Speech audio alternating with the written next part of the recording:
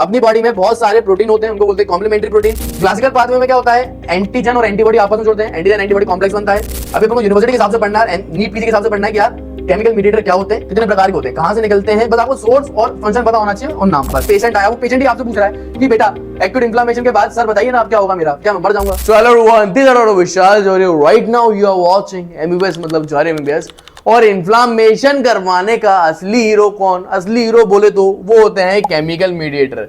जो chemical mediator जो होते हैं इन्फ्लेमेशन के, वही डिसाइड करते हैं कि भैया इन्फ्लेमेशन होगा या दर्द होगा या मिलेगा रिलीफ। मैंने आपको पूरा इन्फ्लेमेशन पढ़ाया, आपको एक चीज समझ में आएगी कि इन्फ्लेमेशन करवाने के लिए बहुत सारी चीजें चाहिए, साइटोकाइन, कीमोकाइंस। सो जितने भी केमिकल होते हैं जो सारे अपने इन्फ्लेमेशन करवाने में हेल्प करते हैं, अगर वो नहीं होंगे तो इन्फ्लेमेशन ही नहीं होगा। उन सारे केमिकल को अपन बोल देते हैं केमिकल मीडिएटर ऑफ इन्फ्लेमेशन। ये बहुत ही इंपॉर्टेंट क्वेश्चन है जो डायरेक्टली अपने शॉर्ट नोट में आता है। और अगर आपको याद दिला दूं, अपन पढ़ रहे थे एक कहानी एक ऐसे कलुए के मोड़े की जिसको एक्सीडेंट हो गया था, इन्फ्लेमेशन हुआ था। सो अपन ने पूरा क्लिनिकल केस देखा, उसमें अपन ने इन्फ्लेमेशन खत्म कर लिया है पार्ट 1 में, ठीक है, कॉज खत्म कर लिया है, पार्ट 2 में सारे इवेंट खत्म कर लिए थे और फेगोसाइटोसिस। ये अपना है पार्ट 4 जिसके अंदर अपन केमिकल मीडिएटर आज देखने वाले हैं। और क्लिनिकल केस स्टडी में ही पढ़ो अब, क्योंकि अब पेपर का पैटर्न चेंज हो चुका है यार। अब केस स्टडी आते हैं, क्लिनिकल क्वेश्चन आते हैं अब आपको। ना सिर्फ ये, वीडियो एंड तक देखना, वीडियो के एंड में बताऊंगा यूनिवर्सिटी में कैसे लिखना है, नोट्स बताऊंगा और एक एमसीक्यू भी सॉल्व करवाऊंगा। पीजी के हिसाब से पढ़ रहे हैं और पेपर का जो पैटर्न है उसमें अब रीजनिंग भी ज्वाइन हो गई है। रीजनिंग आपको लास्ट पार्ट में जो कल पढ़ाऊंगा पार्ट 5 में बताऊंगा। उसके अलावा मेरा एक ऐप है जिसका नाम है जोरियो एमबीबीएस, उसमें ना सारे मैंने आईएमपी टॉपिक सेकेंडरी के वो दे दिए हैं, एक लिस्ट दे दी है पीडीएफ, सारे सेकेंडरी की बुक्स आपको मिल जाएंगी फ्री ऑफ कॉस्ट। उसके अलावा कुछ सैंपल वीडियो है, मेरा एक कोर्स है 30 दिन में पूरा पैथो खत्म करवा देगा। नीचे लिंक है, डाउनलोड करो। एक ऐसा ऐप है जो पूरा एमबीबीएस आपका पास करवा सकता है, ठीक है। फिर आखिरी वीडियो लास्ट जो होगी वो अपनी होगी पैटर्न ऑफ एक्यूट इन्फ्लेमेशन पे। ये आखिरी वीडियो है अपने एक्यूट इन्फ्लेमेशन पे। ये कोई नहीं पढ़ाया, यूट्यूब पे भी नहीं, आपके उसके अंदर भी कोई नहीं पढ़ाता। ये रॉबिन्स के अंदर दिया हुआ है और एक क्वेश्चन आता ही आता है इसमें। शॉर्ट नोट कितनी बार आ जाता है या फिर एमसीक्यू आ जाता है कि कितने प्रकार के एक्यूट इन्फ्लेमेशन हो जाते हैं, ग्रॉस फीचर और माइक्रोस्कोपिक फीचर क्या होते हैं एक्यूट इन्फ्लेमेशन के। चलिए आज का अपन हीरो पढ़ते हैं केमिकल मीडिएटर। सो डेफिनेशन में ऑलरेडी आपको बता चुका था कि वो सारे केमिकल जो कि इन्फ्लेमेशन करवाने में हेल्प करते हैं उन्हें अपन बोलते हैं केमिकल मीडिएटर ऑफ इन्फ्लेमेशन। चलिए भाई अब बात अपन करते हैं सर कितने प्रकार के होते हैं। सो देखो ये जो पूरा टॉपिक है ना, ये रेक्टिफिकेशन का टॉपिक है, मतलब कि सिर्फ इसके अंदर नाम होते हैं और कौन सा केमिकल क्या काम करवा रहा है, कहां से निकल रहा है, सीधा ये आपको याद करना है। इसमें ज्यादा आपको समझने का टॉपिक नहीं है, ये मेनली रेक्टिफिकेशन वाले टॉपिक हैं। सो दो प्रकार के केमिकल मीडिएटर होते हैं। एक अपना होता है प्लाज्मा प्रोटीन डिराइव, इसका नाम इसकी पहचान बता रहा है। ये सारे के सारे केमिकल जो होते हैं प्लाज्मा के प्रोटीन से बने हुए हैं, प्लाज्मा प्रोटीन डिराइव्ड है। जैसे कि अपना होता है कॉम्प्लीमेंट कंपोनेंट, कुछ अपने प्रोटीन होते हैं प्लाज्मा के अंदर, उसको अपन कॉम्प्लीमेंट्री प्रोटीन बोलते हैं, जिसमें C3A और C5A ये दोनों के दोनों इन्फ्लेमेशन करवाने में हेल्प करते हैं। फिर अपन C3B और C5B ये दोनों इन्फ्लेमेशन करवाने में हेल्प करते हैं। तो याद रखना, इसको याद करने का तरीका क्या है, C35AB ये दोनों के दोनों इन्फ्लेमेशन करवाने में हेल्प करते हैं। कितनी बार एमसीक्यू वगैरह में भी आ जाता है कि इनमें से कौन सा वाला प्लाज्मा डिराइव्ड है, कौन सा वाला सेल डिराइव्ड है, ऐसे एमसीक्यू भी जाते हैं। सो नीट पीजी के लिए भी बहुत इंपॉर्टेंट है, बाकी आता तो है शॉर्ट नोट में। फिर काइनिन, ये भी सेम हमने प्लाज्मा के प्रोटीन है, जैसे कि अपना ब्रेडिकाइनिन और कैलिकार्निन।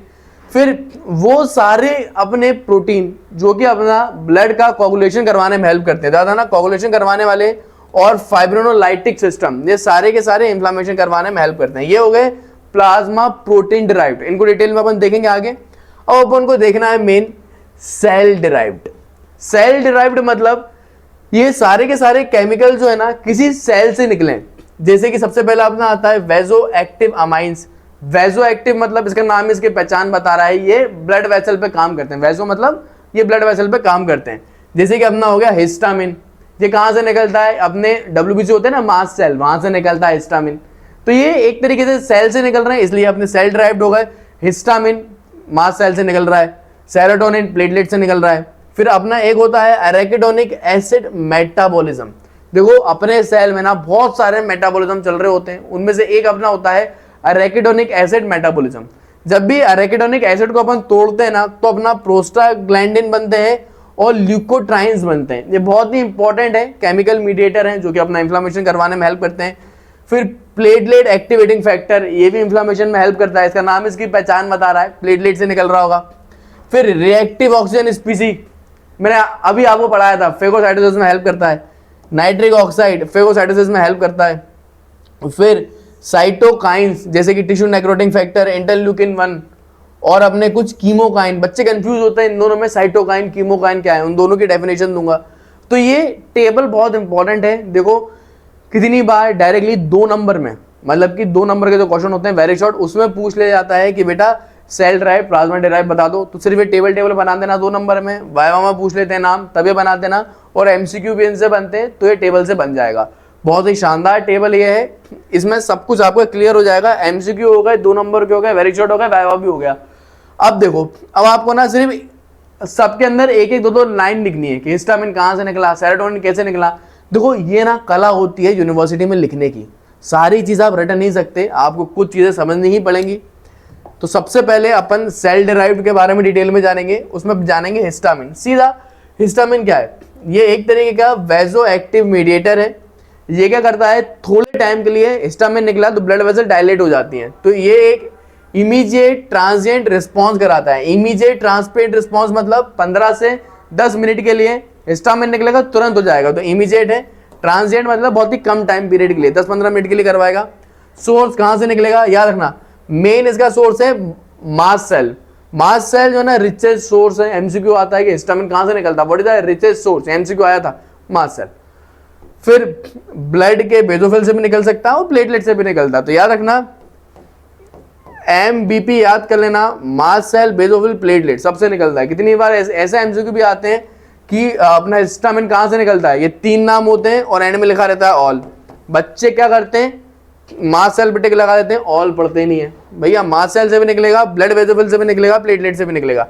एक्शन क्या है, सीधा एक ही काम, जहां आर्ट्रियोल दिखा उसे डायलेट करवा दो और परमेबिलिटी बढ़ा दो। ये पहला स्टेप होता है अपना इन्फ्लामेशन का। फिर अपन देखते हैं सेरोटोनिन। देखो भैया सेरोटोनिन जो है ना सबसे ज्यादा प्लेटलेट से निकलता है, पहली बात। ये भी एक तरीके का वैसो एक्टिव मीडिएटर है, प्लेटलेट से निकलता है। कभी कभी कुछ न्यूरॉन से भी निकल जाता है, एंडोक्रोमेफिन सेल से भी निकल जाता है अपने गैस्ट्रोइंटेस्टाइनल ट्रैक में। फिर ये सोर्स हो गए। फिर अपन देखते हैं स्टिमुलेशन कि एक सेरोटोनिन करता है तो करता क्या है। सेरोटोनिन का सबसे बढ़िया अपना काम होता है प्लेटलेट एग्रीगेशन करवाना और एंटीबॉडी कॉम्प्लेक्स बनवाना, ठीक है। मतलब कि स्टिमुलेशन से मेरा मतलब ये है कि प्लेटलेट कब निकालेगा सेरोटोनिन, जब प्लेटलेट आपस में जुड़ जाते हैं, एग्रीगेशन होता है प्लेटलेट का, या फिर एंटीबॉडी एंटीजन एंटीबॉडी कॉम्प्लेक्स बनता है, तब प्लेटलेट सेरोटोनिन निकालता है। अब बात करेंगे काम का, एक्शन का। देखो इसका भी यही सेम काम है हिस्टामिन की तरह, ये डायलेशन कराता है आर्ट्रियोल का और अपनी परमेबिलिटी बढ़ाता है। So this is cell derived. 2 बहुत इंपॉर्टेंट अपन ने देख लिया, ठीक है। फिर अपन आते हैं अरेकिडोनिक एसिड के मेटाबॉलिज्म पे। तो ये पूरा एक फ्लो चार्ट है जो कि ना आपको मैं फार्मा में बहुत डिटेल में पढ़ाऊंगा, फार्मेकोलॉजी में। क्या होता है ना, जब भी अपन एक टिश्यू को तोड़ते हैं तो टिश्यू के अंदर सेल अपनी सेल मेम्ब्रेन होती है, अपन सेल मेम्ब्रेन को तोड़ते हैं एक एंजाइम से, उसको अपन बोल देते हैं फोस्फोलिपेज। जब भी अपन फोस्फोलिपेज से सेल मेम्ब्रेन को तोड़ते हैं, अपन फोस्फोलिपिड को तोड़ते हैं जब भी अपन फोस्फोलिपेज से, तो अपना बनता है अरेकिडोनिक एसिड। अब ये जो अरेकिडोनिक एसिड है ना, उसको भी फर्दर अपन और तोड़ते हैं, बहुत सारे इसमें पाथवे रहते हैं। एक होता है साइक्लोऑक्सीजनेज पाथवे, उसके जरिए तोड़ा जा सकता है, ये एंजाइम है। एक होता है लिपोऑक्सीजनेज पाथवे, ये भी एक प्रकार का अपना एंजाइम है अपनी बॉडी में, जिसके कारण अलग अलग चीजें बनती हैं अपनी बॉडी के अंदर, जैसे कि अपना प्रोस्टासाइक्लिन बन गया, है ना, थ्रोम्बोऑक्सिन बन गया। सो ये पूरा मैं आपको फार्मा में पढ़ाऊंगा डिटेल में। ये भी एक समझाने के लिए, ओवरव्यू देने के लिए मैंने बताया कि अरेकिडोनिक एसिड मेटाबॉलिज्म का मतलब क्या है। देखो जब भी एक अरेकिडोनिक एसिड टूटता है तो याद रखना अपना सबसे पहले क्या बनेगा, अपना बनता है कुछ प्रोस्टासाइक्लिन, जैसे कि prostacyclin 2, prostacyclin E2, prostacyclin D2। ये सारे के सारे वैसोडाइलेटर होते हैं, वैसोडाइलेट करते हैं। फिर अरेकिडोनिक एसिड टूटने से अपने कुछ ल्यूकोट्राइन्स भी बनते हैं, जैसे कि ल्यूकोट्राइन C4, D4, E4। ये सारे के सारे क्या करते हैं, अपने ब्लड वेसल की परमेबिलिटी बढ़ाने में हेल्प करते हैं। फिर कुछ यहाँ पे ल्यूकोट्राइन्स भी बनते हैं, जैसे कि ल्यूकोट्राइन B4, ये ल्यूकोट्राइन B4 क्या करते हैं, ये याद है मैंने आपको जिंगल भी बताई थी, BC वाले जिंगल बताई थी। जो ल्यूकोट्राइन B4 जो होते हैं ना, वो कीमोटैक्सिस करवाते हैं। कीमोटैक्सिस का मतलब क्या है, एक ऐसा सब्सटेंस जो दूसरे सब्सटेंस को क्या करे, आकर्षित करे। वही सुंदर सी कन्या देखी, आप देख के होगा अट्रैक्ट होगा, यही वाला काम है। सो कीमोटैक्सिस क्या है, एक ऐसा सब्सटेंस होता है जिसको देख के दूसरे सब्सटेंस की तरफ खींचे चले जाते हैं, जैसे कि इंटरल्यूकिन B4, ये एक तरीके का क्या है, अपना कीमोटैक्सिस करवाता है और ल्यूकोसाइड अडेशन में भी हेल्प करता है। सो अरेकिडोनिक एसिड जब भी टूटता है तो अपने ये 3 मोस्ट इंपॉर्टेंट चीज बनती है, और इन तीनों चीज के ना अलग अलग काम होते हैं जो कि मैंने आपको बता दिए। ठीक है, चलिए अब अपन आगे आते हैं यहाँ पे। तो साइटोकाइंस में देखते हैं कि what is meaning of cytokines. तो इसका नाम इसकी पहचान बता रहा है, साइटोकाइंस। ये क्या है, दिस आर पॉलीपेप्टाइड, ये एक प्रकार के पॉलीपेप्टाइड है जो कि 2 जगह काम आते हैं, एक इम्यूनिटी देने में बॉडी को, दूसरा इंफ्लामेशन करवाने में। सो साइटोकाइन अलग है, साइटोकाइन पॉलीपेप्टाइड है, मतलब अमीनो एसिड की चेन है, पॉलीपेप्टाइड है, function as mediator in immune response, immunity देने में और इन्फ्लामेशन करवाने में हेल्प करते हैं। चाहे वो एक्यूट इन्फ्लामेशन हो या क्रॉनिक इन्फ्लामेशन, दोनों में साइटोकाइन होते हैं। फिर सोर्स क्या है, कहां से निकलते हैं, cytokine are secreted by many type of cell, बहुत प्रकार के सेल होते हैं, जैसे कि activated lymphocyte, macrophage, endothelial cell, epithelial cell, connective tissue, मतलब बहुत सारे सेल होते हैं जिसके जरिए अपना साइटोकाइन निकल सकता है। और साइटोकाइन का एक ही काम है, इम्यूनिटी देना, ना सिर्फ इम्यूनिटी देना, अपना इंफ्लामेशन भी करवाना। ठीक है, साइटोकाइन आपका आप समझ गए। फिर अपन आते हैं कीमोकाइन पे। कीमोकाइन अलग है, ऐसे केमिकल जिसके जरिए दूसरे सब्सटेंस एकत्रित हो। सुंदर कन्या, कीमोकाइन की बात कर रहे हैं। कीमोकाइन क्या है, कीमोटैक्टिक साइटोकाइन और कीमोकाइन आर स्मॉल प्रोटीन, ये छोटे से प्रोटीन होते हैं बस, विच सिलेक्टिवली अट्रैक्ट वेरियस ल्यूकोसाइड। जाहिर सी बात है, अलग अलग प्रकार के कीमोकाइन अलग अलग सेल को अट्रैक्ट करेंगे। सो कीमोकाइन क्या होते हैं, ऐसे मॉलिक्यूल जिसको देख के दूसरा सब्सटेंस अट्रैक्ट हो, और ये सिलेक्टिव होते हैं, याद रखना। मतलब कि कीमोकाइन को देख के सारे सेल उसकी तरफ नहीं भागेंगे, कुछ सिलेक्टिव सेल ही भागते हैं। अब क्लासिफिकेशन की बात करें, कीमोकाइन 4 प्रकार के होते हैं, क्लासिफिकेशन देखें, जैसे कि CXC कीमोकाइन, CC कीमोकाइन, ओनली C कीमोकाइन और CX3C कीमोकाइन। तो ये 4 प्रकार के कीमोकाइन होते हैं। इनको ज़्यादा डिटेल में मैं नहीं जा रहा क्योंकि माइक्रो में पढ़ाने ही वाला हूँ मैं उसको, बस अभी आपको ना नाम याद करने हैं। अभी अपन को यूनिवर्सिटी के हिसाब से पढ़ना है, नीट PG के हिसाब से पढ़ना है कि यार केमिकल मीडिएटर क्या होते हैं, कितने प्रकार के होते हैं, कहां से निकलते हैं, बस आपको सोर्स और फंक्शन पता होना चाहिए और नाम, बस। इनका एक्शन देखते हैं। इनका एक्शन क्या है, कीमोटैक्सिस से कराते हैं मोनोसाइट का, जीनोफिल्स का, बेसोफिल का और लिम्फोसाइट्स का। ठीक है, उसके अलावा फिर अपन ने इन्फ्लामेशन में देखा था कि वो न्यूट्रोफिल में क्या कर रहे थे, जब एक्यूट इन्फ्लामेशन होता है तो कीमोकाइन न्यूट्रोफिल का क्या करते थे, रिक्रूटमेंट करवाते थे। मतलब कि जहां पे इंजरी हुई है, जहां पे बैक्टीरिया है, वहां पे अपने बहुत सारे अपने न्यूट्रोफिल को एकत्रित करवाते थे। सो कीमोकाइन जो है कीमोटैक्सिस कराएंगे किसमें, मोनोसाइट में, जीनोफिल में, बेसोफिल में, लिम्फोसाइट में, और न्यूट्रोफिल में वो क्या करा रहे थे, अपना एक्यूट इन्फ्लामेशन में रिक्रूटमेंट करा रहे थे। ठीक है, चलिए अब आगे बढ़ते हैं यहाँ पे। फिर अपन देखते हैं दूसरी चीज जो कि अपना होता है ट्यूमर नेक्रोटिंग फैक्टर और इंटरल्यूकिन 1, ये एक तरीके के साइटोकाइन है। ठीक है, ये अभी अपन ने डिटेल में देखा था कीमोकाइन। अब अपन साइटोकाइन जो होते हैं ना, 2 साइटोकाइन को डिटेल में देखने वाले हैं, टिश्यू नेक्रोटिंग फैक्टर और इंटरल्यूकिन 1 को। ठीक है, चलो ये देखते हैं। अब देखो क्या होता है ना, टिश्यू नेक्रोटिंग फैक्टर हुआ या इंटरल्यूकिन 1 हुआ, इनके 2 काम होते हैं। एक काम होता है लोकल में, मतलब जहां पे निकले, तो जहां पे निकलते हैं ना लोकली, ये क्या करते हैं, वस्कुलर एंडोथेलियम, ये सीधा अपना टिश्यू नेक्रोटिंग फैक्टर और इंटरल्यूकिन 1 का, ये ऐसे साइटोकाइन है जिनका सिर्फ एक काम होता है। याद है स्टार्टिंग में क्या होता है, ये जो ब्लड वेसल होती है उसके अंदर क्या रहता है, न्यूट्रोफिल अपना नीचे आता है, मार्जिनेशन होता है, फिर न्यूट्रोफिल अपना गोल गोल घूमता है इवेंट्स में, रोलिंग, फिर क्या होता है, न्यूट्रोफिल अपना पूरा चिपक जाता है, एंडोथेलियम से अडहेशन हो जाता है। सो उसको करवाने में यही साइटोकाइन हेल्प करते हैं, टिश्यू नेक्रोटिंग फैक्टर और इंटरल्यूकिन 1। सो वस्कुलर एंडोथेलियम में expression of adhesion molecule and synthesis of cytokine. तो इनका एक काम होता है कि अडहेशन मॉलिक्यूल बनवाना और साइटोकाइन अपना और साइटोकाइन बनवाना। सो अब आपको समझ में आ गया होगा कि ये जो टिश्यू नेक्रोटिंग फैक्टर है, इंटरल्यूकिन क्या कर रहे हैं, एक्यूट इन्फ्लामेशन करवाने में हेल्प कर रहे हैं। कैसे, अपना जो न्यूट्रोफिल होता है जो ल्यूकोसाइड है उसको मार्जिनेशन के बाद, रोलिंग के बाद जो एडेशन होता है ना, वो स्टेप करवाने में हेल्प करते हैं। फिर अपन आ गए सिस्टमिक में क्या करते हैं। अब जाहिर सी बात है टिश्यू नाइट्रोजन फैक्टर निकल रहा है, वो तो पूरे सिस्टम में ही निकल रहा है ना, तो सिस्टम में क्या कर रहे हैं, अपनी पूरी बॉडी में ये फीवर कराने में हेल्प करते हैं। ल्यूकोसाइटोसिस मतलब ल्यूकोसाइड बनाने में हेल्प करते हैं। एक्यूट फेज रिएक्टिव प्रोटीन बनाते हैं। ये सारी चीजें होती हैं इंक्रीज, लेकिन एपेटाइट होता है कम, मतलब भूख जो है वो कम लगती है अगर ये सब्सटेंस निकलते हैं, टिश्यू नाइट्रोजन फैक्टर और इंटरल्यूकिन 1। फिर यहां पे हम देखें, this are two major cytokine involve in inflammation. Inflammation में 2 मेन साइटोकाइन होते हैं। अब बात आती है सर ये कहां से निकलते हैं, ये भी तो बता दीजिए आप। तो जाहिर सी बात है ये मैक्रोफेज से निकलते हैं। एक्टिवेटेड मैक्रोफेज से निकलता है टिश्यू नेक्रोटिन फैक्टर और इंटरल्यूकिन 1। स्टिमुलस कब निकलते हैं, जब एंडोटॉक्सिन हो, मतलब कोई भी बैक्टीरिया अपना एंडोटॉक्सिन निकाले, या कोई भी माइक्रोबियल प्रोडक्ट हो, या फिर इम्यून कॉम्प्लेक्स हो, या फिजिकल इंजरी हुई हो, मैनी इंफ्लामेटरी स्टिमुलस मिला हो, तो इन सारी कंडीशन में ये दोनों चीजें निकलती हैं। फिर चलो फिर अपन आते हैं प्लाज्मा ड्राइव पे। देखो प्लाज्मा ड्राइव पे फिर मैं एक बार आपको बोलना चाहूंगा, ये माइक्रो में बहुत डिटेल में पढ़ेंगे। कॉम्प्लीमेंट्री प्रोटीन्स की बात अपन कर रहे हैं। अपनी बॉडी में बहुत सारे प्रोटीन होते हैं, उनको बोलते हैं कॉम्प्लीमेंट्री प्रोटीन। जितने भी कॉम्प्लीमेंट्री प्रोटीन है, देखो कॉम्प्लीमेंट्री प्रोटीन ना C1 से लेकर C9 तक होते हैं, जिसमें सारे कॉम्प्लीमेंट्री प्रोटीन का एक काम होता है, जो कॉम्प्लीमेंट्री प्रोटीन 3 है ना उसको तोड़ दो, क्योंकि वो एक्टिव फॉर्म होता है, वो डायरेक्टली बैक्टीरिया वगैरह को मारने में, किल करने में हेल्प करता है। अब होता क्या है, अलग अलग प्रकार के पाथवे होते हैं कॉम्प्लीमेंट प्रोटीन 3 को तोड़ने के। अलग अलग प्रकार के पाथवे होते हैं, मैं आपको दिखाता हूं। एक होता है classical pathway, most common pathway है।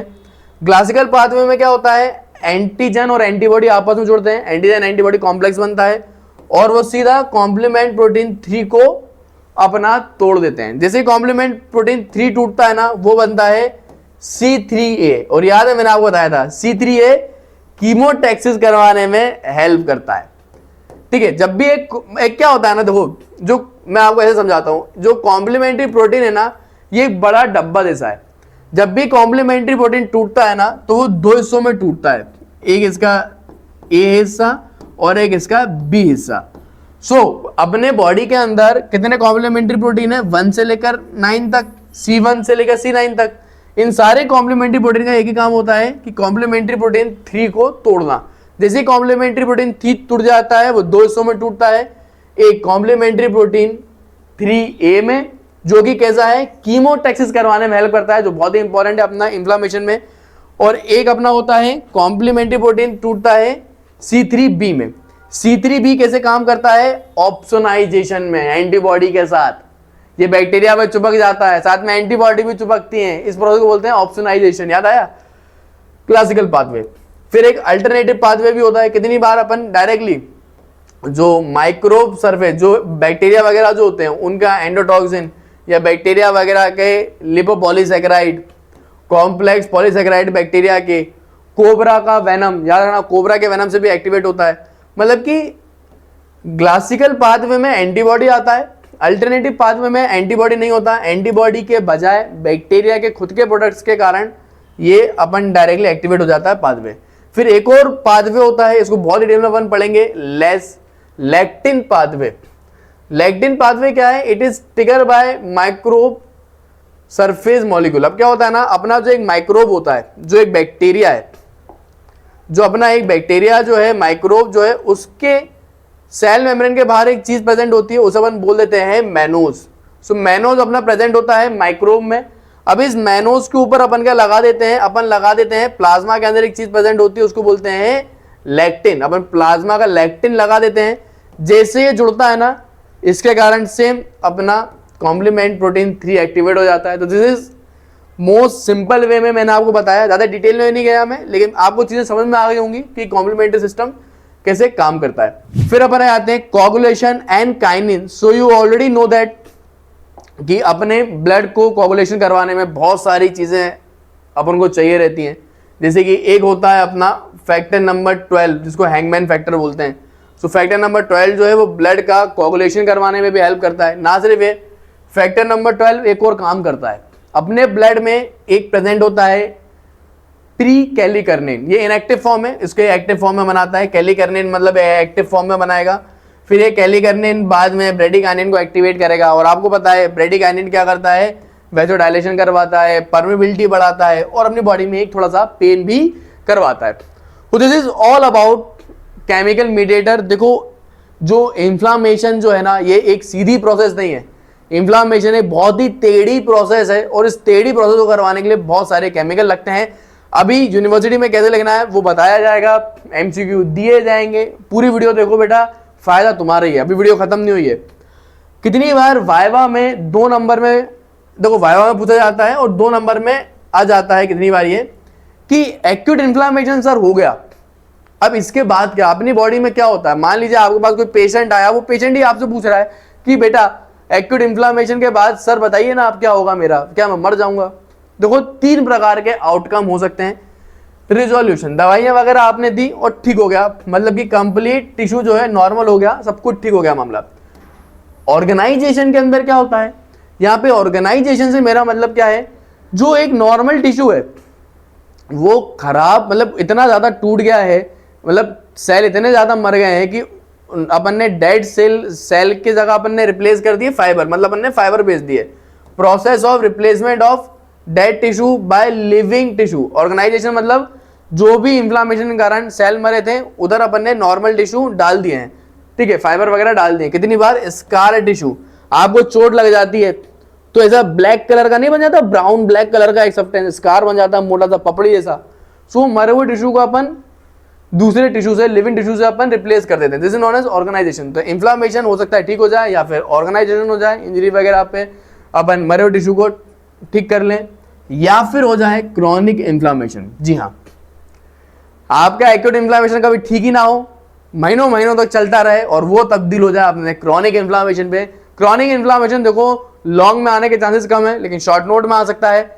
और क्रॉनिक इन्फ्लामेशन पढ़ना इसलिए जरूरी है क्योंकि सिस्टमिक पैथोलॉजी आपको समझ में नहीं आएगी। चलिए, आपको मैंने पढ़ा है, आपकी नॉलेज चेक करने के लिए फटाक से आपको मैं देता हूं अब एक एमसीक्यू। सो देखो एमसीक्यू जो है वो तो मैं दे रहा हूं, लेकिन आपको ना वीडियो पोस्ट करके कमेंट में आंसर लिखना है, और नेक्स्ट वीडियो किस पे चाहिए, वीडियो कैसी लगी आपको वो भी बताना, क्योंकि बहुत हेल्प कर रहा हूं मैं आपकी, बहुत मेहनत कर रहा हूं नए पैटर्न के हिसाब से पढ़ाने के लिए। पूरे नोट्स वगैरह पीपीटी नहीं बना रहा हूँ, इतनी मेहनत कर रहा हूँ। सब्सक्राइब करो यार, शेयर करो दोस्तों को कि जौहरी सर फर्स्ट ईयर तो पास करवा ही रहे हैं, सेकंड ईयर में भी उतर गए आप। So which chemical mediator cause pain during inflammation, inflammation में पेन कौन कराता है। सो आपके ऑप्शंस हैं, मैं आपको वीडियो पोस्ट करना और कमेंट करना पहले। सो मेरे हिसाब से आपने कमेंट कर दिया होगा। Option number 1 is the correct answer, bradykinin and prostaglandin. NEET PG में ऐसे ही एमसीक्यू आते हैं यार। अब थोड़ा क्लिनिकल वे में आएंगे तो देखो क्वेश्चन का थोड़ा सा पैटर्न बदलेगा। वो यहाँ पे डायरेक्ट क्वेश्चन नहीं देंगे तो ऐसे दे देंगे कि एक पेशेंट है, उसको मान लीजिए इन्फ्लामेशन हुआ है तो कौन सा मीडिएटर ने करवाया होगा पेन। अब ऐसे एमसीक्यू आएंगे, टॉपिक थोड़ी ना चेंज हो जाएगा। सो ये एमसीक्यू है, सीधा सच्चा प्यारा एमसीक्यू था जो मैंने आपको बताया। चलिए अब यूनिवर्सिटी में मैं आपको देता हूं कैसे लिखोगे आप। देखो यूनिवर्सिटी में आपको जिस तरीके से मैंने लिखा है उस तरीके से लिखना।